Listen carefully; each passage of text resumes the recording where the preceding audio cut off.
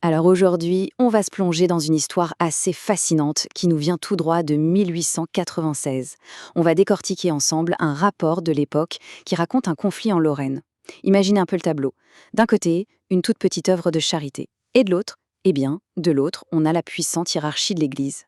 C'est une histoire de foi, bien sûr, mais aussi de pression, de pouvoir institutionnel, et ça en dit vraiment long. Et tout commence avec cette phrase. Elle est répétée encore et encore dans le document source. C'est comme un refrain, un mantra.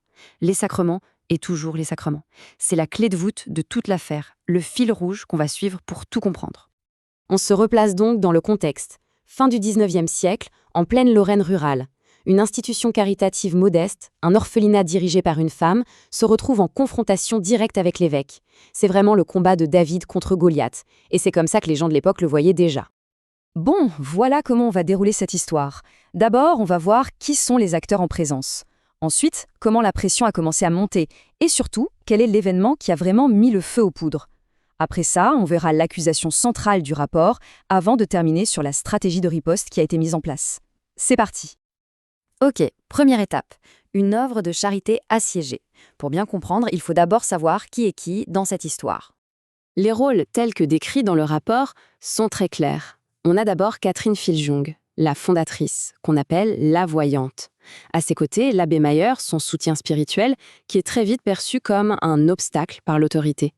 Et face à eux, on a l'évêque de Metz, qui représente tout le poids de l'institution. On enchaîne avec la deuxième partie, la pression sur le prêtre. Parce que, chose intéressante, le conflit ne commence pas directement avec la directrice. D'après le rapport, la toute première cible, c'était en fait son plus proche allié, l'abbé Mayer. Le rapport décrit une véritable stratégie pour le faire craquer. Sa simple présence là-bas était vue comme un reproche vivant. Le but était clair, l'isoler, le pousser à abandonner. Le document va même jusqu'à mentionner une tentative de lui enlever sa soutane, ce qui est une punition extrêmement grave pour un prêtre. Et pour l'auteur du rapport, c'est limpide. Le seul crime de cet abbé, c'était de s'opposer au plan de l'évêché pour l'orphelinat. Et c'est là qu'on arrive au point de rupture, l'étincelle. Face à cette pression qui ne cesse de monter, Catherine Filjon prend une décision radicale. Une décision qui va provoquer une réaction immédiate et très sévère. L'ordre tombe comme un coup près. C'est un ultimatum, brutal, sans appel. L'évêque exige que tous les garçons accueillis à l'orphelinat soient renvoyés. C'est un coup terrible pour l'œuvre. Elle se retrouve face à un choix impossible, obéir et détruire une partie de sa mission, ou désobéir et affronter la colère de toute l'Église. Et la réponse de Catherine Filjong, elle est spectaculaire. Au lieu de se soumettre en silence, elle obéit, mais elle le fait savoir à tout le monde. Elle publie une annonce dans le journal local. Et écoutez bien la formulation, c'est très malin. Elle ne dit pas « nous renvoyons les garçons », non. Elle écrit « pour se conformer aux ordres de Monseigneur l'évêque ». En faisant ça, elle rend l'évêque directement responsable de la décision aux yeux de toute la communauté. Forcément, la réaction ne se fait pas attendre. Quelques jours après, elle reçoit cette lettre du curé du coin. Première exigence, demander pardon. Et c'est là que ça devient crucial. Le pardon est la condition pour être admise au sacrement. La dimension spirituelle devient un levier de pression très concret. Et ça continue. 3 jours plus tard, une deuxième lettre. Le pardon est accordé, oui, l'accès au sacrement est rétabli, mais il y a une condition énorme qui s'ajoute, que vous vous soumettrez en tout à sa grandeur. Là, on ne parle plus de pardonner un acte précis. C'est une demande de soumission totale, absolue, et pour l'avenir. Et c'est ça le cœur du problème pour l'auteur du rapport. Toute cette escalade nous amène au sommet du rapport, à l'accusation la plus grave formulée par son auteur, le docteur Fischer. Pour lui, les rites les plus sacrés de la religion ont été détournés pour devenir de simples outils de contrôle. Le mot qu'il emploie est fort. Il parle de mesures coercitives. Il ne s'agit plus de discipline spirituelle pour le bien des âmes. Non, il soutient que le refus des sacrements est utilisé comme une arme pour briser les volontés et forcer une soumission complète aux ordres de l'évêché. Et pour le prouver, l'auteur dresse une liste qui est assez accablante. Il montre un schéma. Une faute, qui peut aller de l'expérience mystique au simple fait d'aider des orphelins, et en face, la conséquence est toujours systématiquement la même. Le refus des sacrements. On y revient. Les sacrements et toujours les sacrements. C'est cette répétition qui, pour lui, démontre un véritable abus de pouvoir spirituel. Allez, dernière partie. Face à ce qui ressemble à une impasse, l'auteur ne baisse pas les bras. Il va tenter une manœuvre pour contourner l'autorité de l'évêque de Metz. C'est une stratégie plutôt habile. L'auteur n'attaque pas l'évêque de front, personnellement. Au contraire, il le dépeint un peu comme une victime. Un homme bon, mais mal conseillé, sous de déplorables influences. Et ça lui permet de faire appel à l'autorité supérieure, à Rome, non pas pour condamner l'évêque, mais pour, en quelque sorte, le sauver de son entourage et rétablir la justice. Et pour enfoncer le clou, l'auteur sort des archives. Il cite l'évêque lui-même. Apparemment, en 1882, quand une décision de Rome l'arrangeait, il disait « Ah, à Rome, ils connaissent leur métier, ils jugent vite et bien ». Mais voilà qu'en 1886, quand un appel risque de le contredire, le discours change du tout au tout. Soudainement, Rome est loin. Ils ne peuvent pas comprendre ce qui se passe ici. Cette contradiction est utilisée pour montrer ce que l'auteur considère comme de la mauvaise foi. Au final, ce récit de 1896 nous laisse avec une question qui est bien plus grande que cette simple histoire locale. Où est-ce qu'on trace la ligne? À quel moment est-ce que l'autorité spirituelle, la discipline religieuse, bascule et devient un moyen de contrôle abusif, une forme de coercition? C'est une question intemporelle qui touche au pouvoir, à la conscience individuelle et à l'obéissance. De quoi réfléchir encore aujourd'hui. Bonjour et bienvenue. Aujourd'hui, on se penche sur un document historique assez particulier. Oui, bonjour. C'est le chapitre 8 d'un rapport annuel de 1897, rédigé par le docteur Ernst Fischer, qui était directeur de l'institution chrétienne d'entraide à Budingen, en Lorraine. Et ça concerne l'année 1896. Exactement. Et ce qui est intéressant, c'est que ce texte nous donne vraiment sa perspective, celle du docteur Fischer, sur les événements. C'est ça, on est dans son récit à lui. Et ce chapitre décrit une tension palpable. D'un côté, on a l'institution de Budingen, avec l'abbé Mayer et Catherine Filjong. Fischer la décrit comme une voyante. Mhm. Et de l'autre côté, l'autorité diocésaine de Metz, l'évêque, quoi, appelé Monseigneur ou Sa Grandeur dans le texte. D'accord, un conflit assez classique en somme. Oui et non. Notre but, c'est de voir comment Fischer décortique ce conflit. Les arguments, les stratégies, Les enjeux cachés aussi, sans doute. tout peut fait. On va regarder les accusations, les défenses, ce que Fischer met en avant. C'est vraiment une plongée dans une controverse locale de la fin du 19e. Passionnant. Alors, par où commençons? L'abbé Mayer? Oui, commençons par lui. Fischer nous dit que sa situation à Budingen était, très inconfortable. Sa simple présence semblait agacer ses adversaires à l'évêché. C'est l'impression que donne le texte, oui. Fischer est assez clair là-dessus. Pour lui, l'objectif de l'autorité diocésaine, c'était de le pousser dehors. Ah oui? Dans quel but? Selon Fischer, l'idée c'était qu'à force, Mayer craquerait et demanderait pardon à l'évêque. D'accord, et ça aurait servi à quoi? Eh bien, Fischer y voit une manœuvre. Si Mayer demandait pardon, ça permettait à l'évêché de dire « Vous voyez, on avait raison depuis le début ». Et surtout, Surtout. de mettre la main sur l'œuvre de Budingen, la contrôler, la gérer comme il l'entendait. C'est l'interprétation de Fischer, en tout cas. C'est une lecture assez politique de la situation. Le rapport va même plus loin, non? Il parle d'une menace. Oui, une mesure assez radicale qui aurait été envisagée. Demander au gouvernement, à Strasbourg, de lui retirer sa soutane. Carrément. C'est une attaque frontale. Et comment Fischer défend l'abbé face à ça? Il devait bien réagir dans son rapport. Ah oui, il monte au créneau. Il affirme avoir une preuve, un document signé par l'évêque lui-même.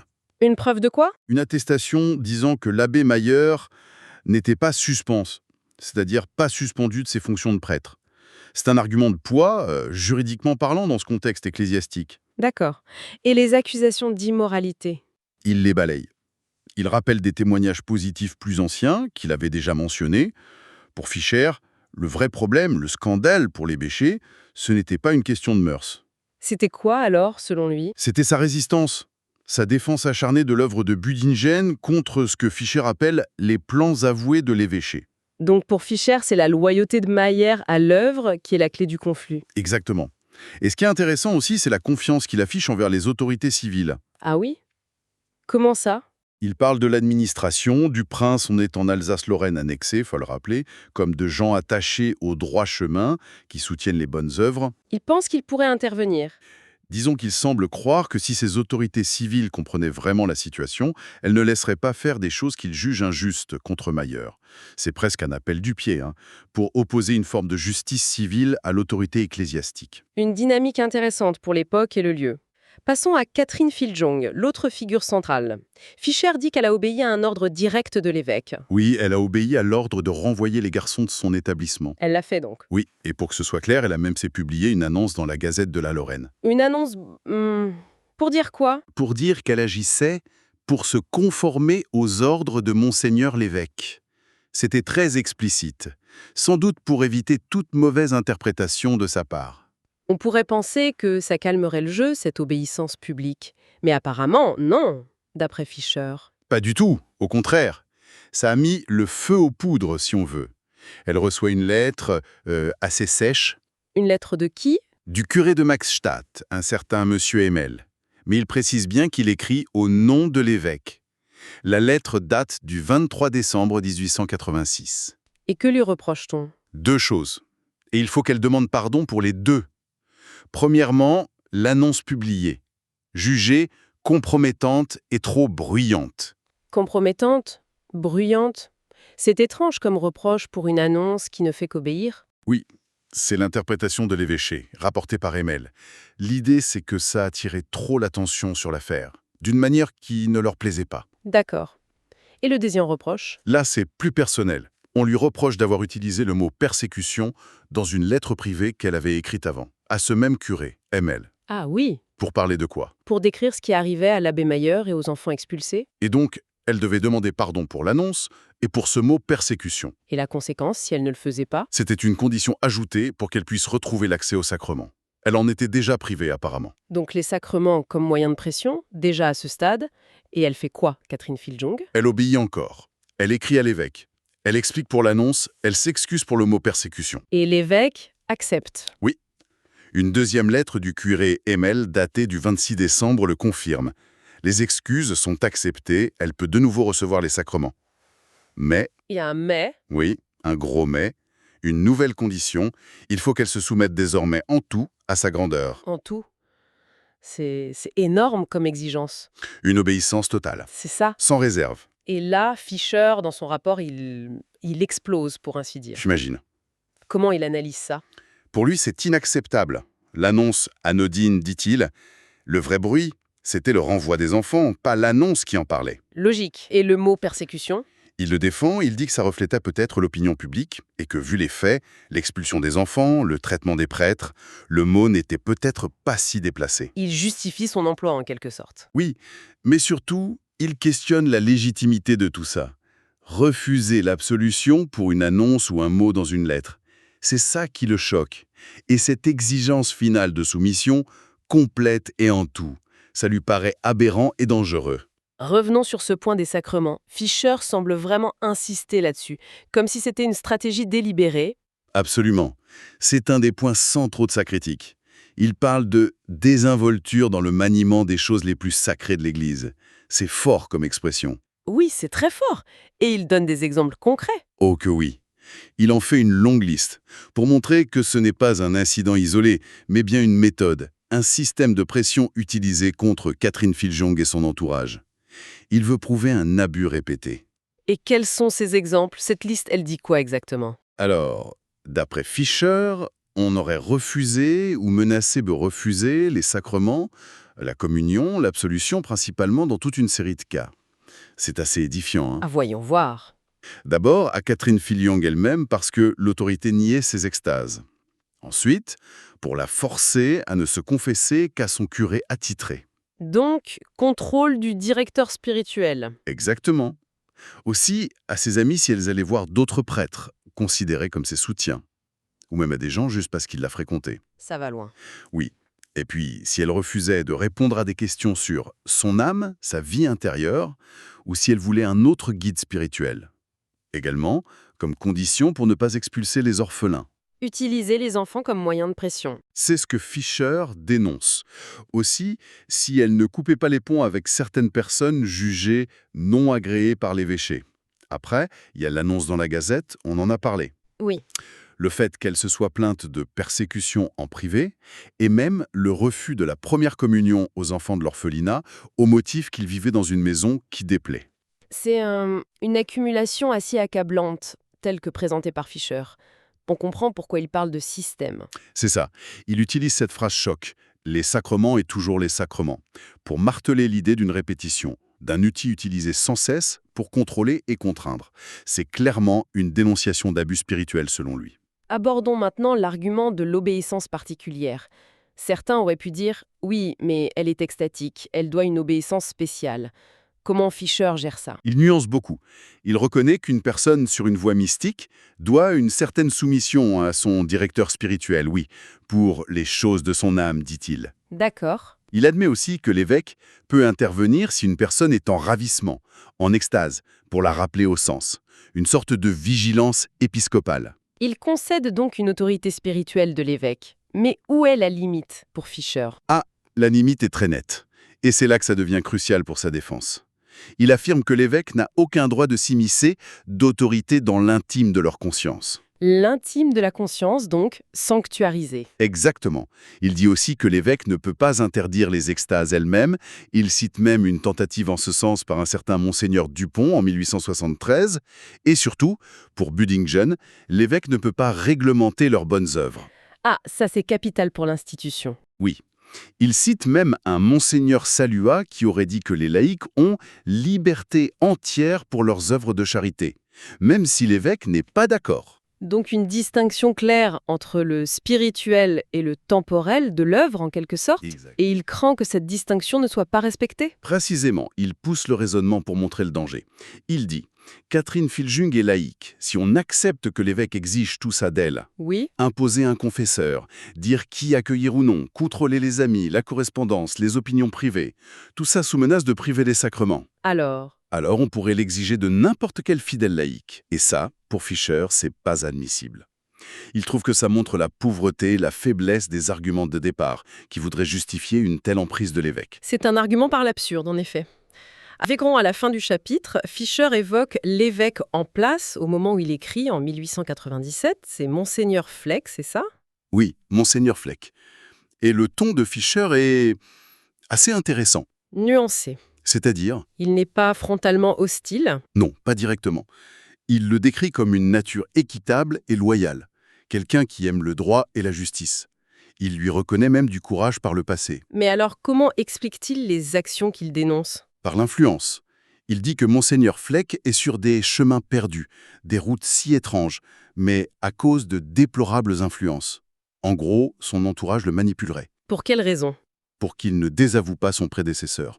Fisher suggère que Monseigneur Fleck doit sa nomination à ce prédécesseur et qu'on le pousse à maintenir la ligne, même si elle est mauvaise. C'est une façon de critiquer sans attaquer l'homme, directement.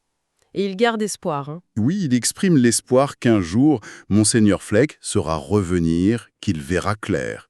C'est presque un appel à sa vraie nature. Mais en attendant, la situation concrète semble toujours bloquée.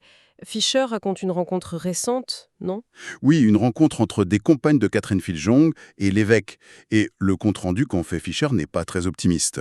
Qu'aurait dit l'évêque? Quelque chose comme « Vous avez tort de tant parler de Rome, Rome est loin, et ne peut connaître cette affaire ni savoir ce qui se passe dans le diocèse. Ah oui, c'est une fin de non-recevoir assez claire pour celle qui espérait une aide de Rome. » C'est l'impression.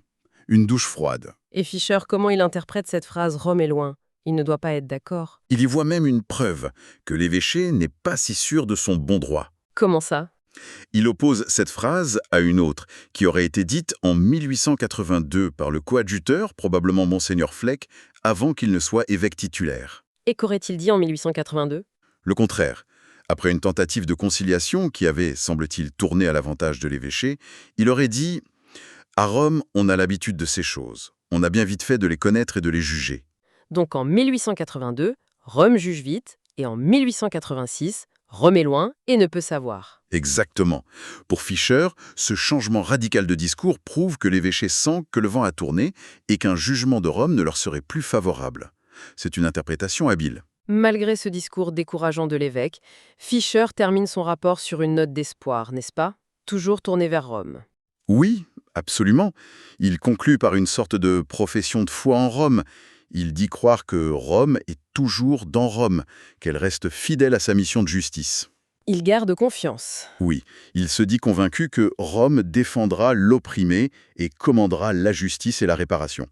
C'est un défi lancé aux adversaires de Budingen. Le dernier mot viendra de Rome, sous-entend-il. Bon, eh bien, cette exploration du chapitre 8 nous a vraiment plongé au cœur d'un conflit intense à Büdingen. C'est fascinant de voir s'entremêler les questions d'autorité, la gestion d'une œuvre, l'obéissance religieuse, surtout face au mysticisme. Oui, et tout ça à travers le regard très orienté, il faut le dire, du docteur Fischer. Oui, c'est sa version des faits. Mais il met vraiment l'accent sur cette utilisation des sacrements comme outil de pression qu'il juge abusive. C'est clairement un plaidoyer, un texte écrit pour convaincre, pour défendre Meyer et Filjong, et pour critiquer l'autorité diocésaine. Il espère une intervention de Rome, c'est évident.